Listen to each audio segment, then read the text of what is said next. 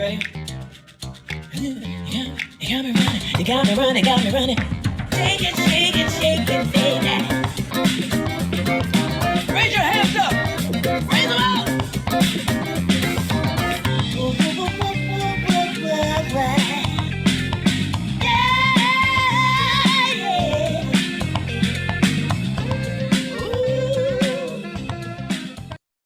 Hello everyone and happy Wednesday. It is the 19th of January 2022 and a big welcome to everyone watching this. Firstly to the LCMS Trader Club members watching it live as well. We've got a few coming in, so welcome. And also hi to everyone watching this on YouTube. And remember, if you are watching this and you're looking to get some more insights into the market, some live trading updates in regards to the trade ideas we talk about, and also breaking news analysis as it comes through, make sure you visit the Jindal Thai website and get subscribed to the LCMS Traders Club as well.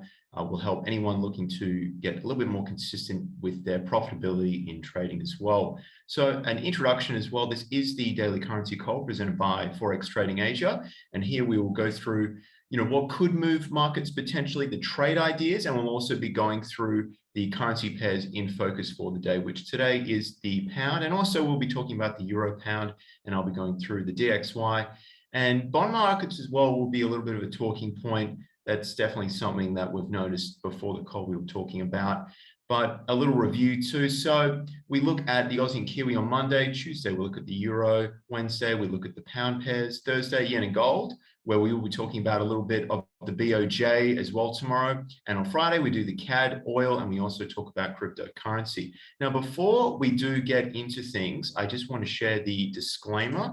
So there will be trade ideas shared, and it's important to understand any information shared in this video is not intended to be a trade recommendation. It is solely the opinion and views of the speakers. So please remember to do your own analysis prior to entering into any trades.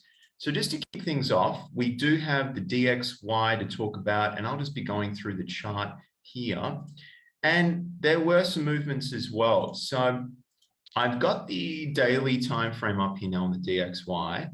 And something that was noticed out of Bloomberg, Gimme and I discussed, was that the first interest rate rise, there's speculation in markets that it could be a 50 basis point increase, which is 0.5% on the interest rate. So, which maybe in March, maybe a little later. So that's something the market has been, sifting through in regards to what FOMC members are talking about. There's still a little bit of time to go as well. So we did see the DXY get a lift, and I was talking about waiting for a pullback as well on the DXY. That really did not happen back down to 95. If we have a look, we got to 95.07. If we're aggressive about it, there were some opportunities, but as you can see, it didn't really pull back enough for me to want to enter. But interesting sentiment, and we did see a shift with the currencies against the US dollar. Obviously, there were some weaknesses seen there as the dollar went through 95.50 as well, which has sort of proven to be some resistance, and we're back over that as well. So from a news perspective, I'll just go over to the economic calendar now. Not really a great deal that happened last night. Something I did notice was that the Empire State Manufacturing Index was a miss. It was negative 0.7. 25 was expected and 31.9 was the previous read. So that is quite telling. But I think really the main driving factors involved were the bond yields creeping up higher, as well as it had been a little oversold as well with the DXY. We had seen it bounce off support, but it really did get helped with that chatter about interest rates coming up a little bit more than initially thought of, with that 0.5% basis point increase in, just talked about in financial circles. So for later today, just focusing on the US news, not really a lot. We do have the call tonight at 8 o'clock. A little bit going on with the CAD as well at 9:30 tonight. So that's going to be interesting to see what the USD CAD's doing or the other CAD pairs. We've got housing starts really pretty unchanged. So it's expected 1.65 million, 1.68 was the previous read. And then we've got building permits about really unchanged is what we're looking at again. And then wholesale sales, that's for Canada, so we'll leave that be. But just a little bit going on tonight. But again, really for the US dollar, it looks like the main driving force is the bond yield. And I quickly just want to go and have a look. I've got the 10-year bond yield. We had this up before the call started. And I've zoomed out a little bit. This is the past 5 years or so. So what we see is that all-time highs have been around 3.3% or just a little bit under. This is the 5-year chart. So recently we have seen it break out as well. So we had back in earlier in 2021, that's May, where we did see, markets getting a little bit concerned as well, even earlier than that, even in March, where we did see obviously the tech sell-off as well to start off 2021. And that was at 1.75 or so was the high there, 744. We're now at 1.886. And what that tells me is that there's increasing concerns. And let's have a look. Before COVID hit, we were at around 1.94. So that's going to be the next target to see if things again start getting a little bit more heated in regards to what the Fed are going to do and when they're going to do it in regards to interest rates. So something to pay attention to on a bit more of a high time frame perspective, just with how the bond yield markets are reacting.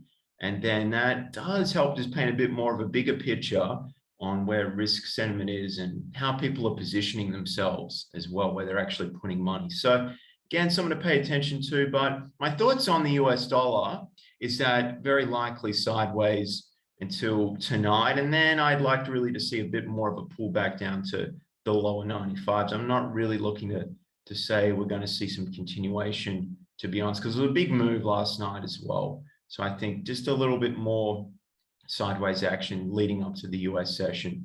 But we do have Gim Hong here now with the pound analysis and also touching on the euro pound as well. But over to you now, Gimmy. All right, thanks, Scotty. Okay, so before I head over to the charts, okay, just a quick reminder. All right, there will be the UK CPI data to be released today at 1500 GMT plus 8. All right, so yeah, keep your trade short term if necessary, or come back to it, supervise it from time to time. All right, and then Governor Bailey will be speaking, will be testifying, okay, later today at 2215 GMT plus 8. Well, on the UK financial stability report. All right, unlikely it's going to be impactful, but still, just in case he dropped any hints on monetary policy. All right, so do pay attention to it as well. Then the European Central Bank monetary policy meeting minutes, okay, will be released tomorrow, Thursday as well. All right, 2030 GMT plus 8, okay, as well as the CPI data from the Eurozone, okay, to be released at 1800 GMT plus 8. And then after that, on Friday, it's pretty much quiet. And then on Monday, okay, a series of Eurozone and UK and the US PMI data, preliminary, okay, flash PMI data will be released, okay, from 1615 GMT plus 8 onwards, all the way to I think like 2245 GMT plus 8, okay. So likely there's going to be movements, okay, for the euro, pound, and the US dollar, okay, which will actually impact the currency pairs that I'll be sharing right now, okay. So let's just head over. Okay, one more thing before I head over to the chart, right? Like what Scotty has mentioned yesterday, okay, bond yields has risen, okay. What he showed you just now was a, like a, what do you call it, a more macroscopic view, okay, all the way zoomed out all the way up to like 2020, okay, when the pandemic hits, okay. So what I'm going to show you right now is a zoom in version of what he showed you, all right. So over here, you see that blue line, okay, the blue graph is actually the US 10-year yield. The orange is the US 5-year yield, and the light blue is the US 2-year yield, okay. So Scott was talking about the US 10-year yield, which actually hit a, well, 1.8 1.885. Okay, at the moment it's actually trading at 1.886. Very, very, very close to 1.9. Okay, and you can see as indicated over here by this vertical dotted red line. Okay, this was Monday, okay, when the market opened. So the market actually opened at around 1.78%. Right now it's 1.886%. Okay, so that's like some 10 basis points. Okay, like 0.1-ish increase of the yield. Okay, for the US 10-year Treasury. All right. So well, the graph doesn't really look that what do you call that, big of an impact, but if I were to actually zoom in, just focusing on the 10U and the 5U, you can see that there's actually a strong upwards move. All right. So this is actually on a H1 time frame. All right. So not only did the 10-year U rise, okay, the 5-year, 2-year as well. Okay. In fact, the 2-year yield actually rose to 1%. Okay, since I don't know, probably like since the pandemic as well. Okay, let's just take a look. H4. Wow. Okay, maybe let's go to the daily chart instead. All right, we probably need more data to show like when it was last traded at 1%. Okay, so it's probably around, yeah, as what Scott has mentioned, pretty much the pre-pandemic level. That was when we actually saw the 2-year yield traded above 1%. All right, let me just zoom in more for clarity. Around here.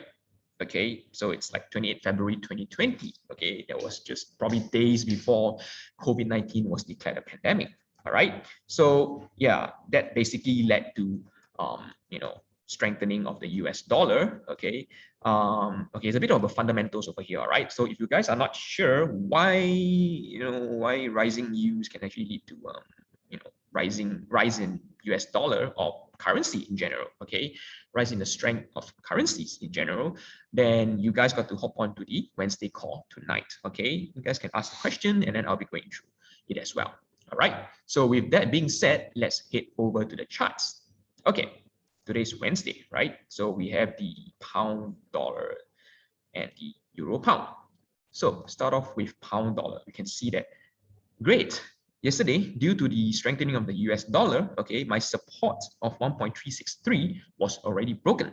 Okay, so we all know that the UK, okay, the Bank of England has been pretty bullish, pretty hawkish, okay, and we can actually expect more rate hikes coming in from the Bank of England. So prior to yesterday, I was actually looking for buying opportunities, okay, but then because of the yesterday's strengthening of the bond yields from the US Treasury, okay, in the short run, okay, I'll be looking at selling opportunities for pound dollar. All right, so if we were to go down to H4, okay, looking at it, we see that yes, it has broken. Right now it's actually it is actually trading back towards the support turned resistance level of 1.363. Okay, and at the moment it's just stagnating there, not sure what it's supposed to be doing, probably just waiting for the UK, the London or the European market open at 1600 GMT plus 8. All right, so buying wise, okay, I may look to buy, okay, if and only if the resistance of 1.363 has been broken. Okay, at the moment it's pretty hard, all right, because the like what Scott has mentioned, I think it was yesterday or probably late last week, okay, there's been news that market is speculating 0.5% hike coming in from the Federal Reserve, okay, and the market is actually expecting as soon as March, okay, for the first rate hike to take place from the Federal Reserve. All right, so with all these rate hikes and all these double hikes, I would say, in one session coming in, that will definitely have an upwards impact on bond yields. Okay, and of course, if bond yields were to carry on rising, okay, US dollar will be rising as well. Okay, hence the downwards pressure of pound dollar is still around. It's likely going to stay on for in the near future, at least until the Federal Reserve meet in later this month. Okay, probably like 1.5 weeks down the road or something. Okay, so right now I will only be looking for selling opportunities of pound dollar. Okay, my entry level will be at 1.356, which is around here. Okay, only if it breaks below yesterday's high. Okay, at the moment it seems like a slight retracement. Okay, slight retracement of the yesterday's strong weakness. Okay, but then right now, yeah, it's just stagnating, and if it moves down further, triggers the 1.356 level, then I will look to sell. Okay, and then my stop loss would be above the resistance zone over here, okay, which will be at 1.366, which is here. Okay, it's just above my resistance level. All right, and then my potential take profit level will be at 1.343, which is around here. Okay, so stop loss will be 100 pips and take profit will be 130 pips. Slightly more than 1:1 kind of risk reward. Okay, but if you guys are actually not so into this longer term trade, okay, then you really have to join the Wednesday call tonight, okay, because on Mondays and Wednesdays I will be sharing shorter term trades, okay, which is being looked at the H1 time frame, okay, which is a lower time frame than the H4. Okay, so stop loss will be tighter than usual. Okay, the 180 or 90 and 90, 100, 120 pips kind of stop loss, okay, will be shorter than that, probably like 40. It can be as short as 40 or 60 pips stop loss. All right, and of course take profit will probably be setting it at potential level. Okay, but then we can expect to close at an earlier time frame, at an earlier timing. Okay, so that is for pound dollar. Let's head over to euro pound. Okay, so euro pound as usual, looking at the daily time frame. Oops, euro pound daily. Okay, we see that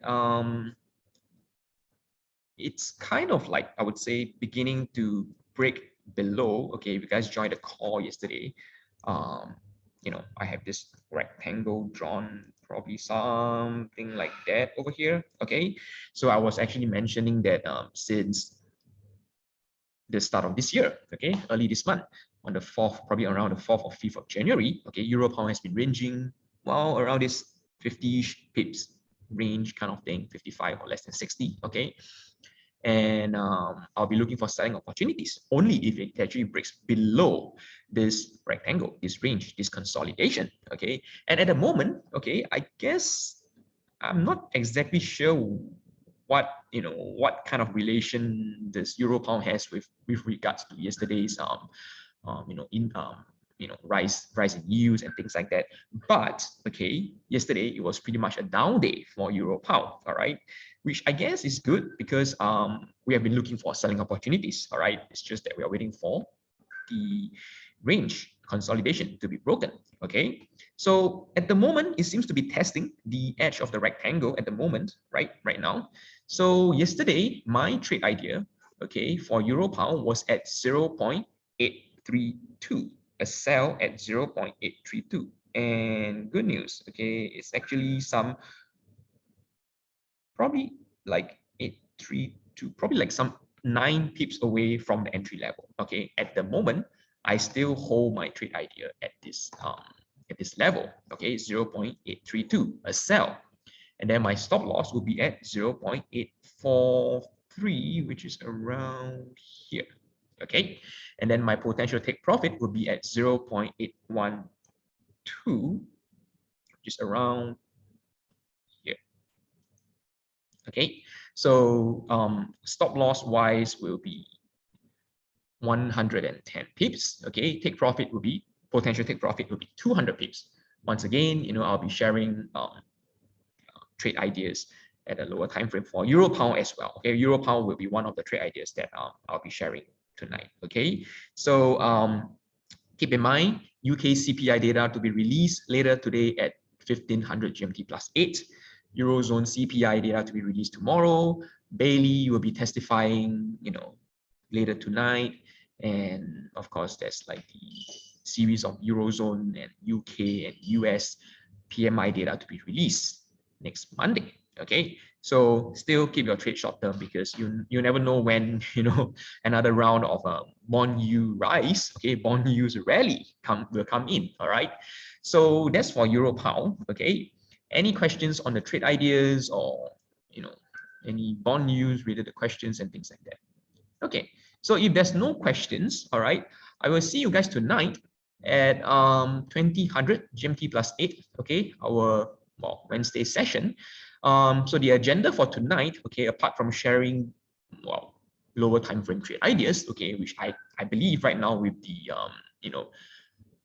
rise in bond yields, a rally in bond yields, market started moving, okay, and it's already past the Martin Luther King holiday, okay, which was on Monday, and the US market has started to open, and more movements are expected to be coming in. Okay, so apart from sharing shorter term trade ideas later tonight, okay, I will also be giving a little bit of explanation on why or how, or the relation between rising inflation and the movements of currencies. Okay, specifically, why did the rise in US inflation actually led to a weakening in the US dollar? Okay, it actually applies across other currencies, other countries as well. Okay, especially the Bank of Japan. Okay, but I'm not going to talk too much over here. All right, I'm going to talk more about that, both the US CPI and the Bank of Japan, later tonight. All right, so Traders Club members, please hop onto the call tonight. And if you have other questions, other pairs you want to look at,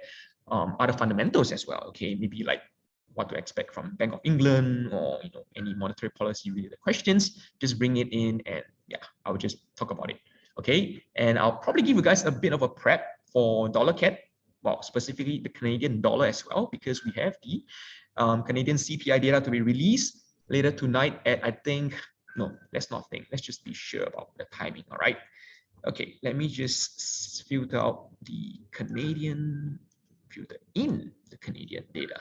Okay, so as you can see here, 2130 GMT plus 8 is the timing that the Canadian CPI month-on-month data will be released. Okay, so I guess the explanation of this whole, how CPI, how inflation movements and is actually related to currencies will come in handy tonight as well. Okay, so with that, I will see you guys tonight, and I'll hand it over to Scott.